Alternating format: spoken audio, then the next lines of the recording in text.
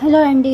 ఈరోజు మా ఇంట్లో వెజిటేబుల్ ఉప్మా అండి. ఇంట్లో ఉన్న వాటిని తయారు చేసుకునేది. అన్ని వెజిటేబుల్ కట్ చేసి పెట్టాను చూడండి స్క్రీన్లో. ఇక నేను ఒక ప్యాన్లో ఆయిల్ వేసిన, ఆవాలు వేసిన, ఉల్లి ముక్కలు, ఎండుమిరపకాయలు వేసి ఫ్రై చేసుకున్న. అందులో నేను గాజర్ వేసిన, ఆలు ముక్కలు, ఇంకా టమాటోస్, క్యాబేజ్ వేసాను. మీకు ఇష్టమైతే పీస్ కూడా వేసుకోవచ్చు. ఇంట్లో ఉన్న వాటిని ఫ్రై చేసుకోండి.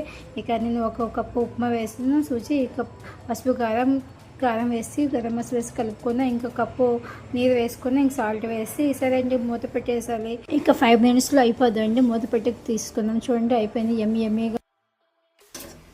ఇదిగోండి మా ఉప్మా అంటే అయిపోయింది. వేడిగా ఇంట్లో ఉన్న వాటితో చేసుకున్నాం చూడండి. సూపర్.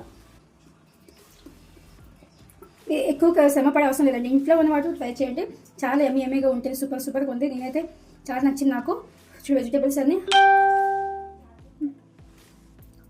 Okay bye.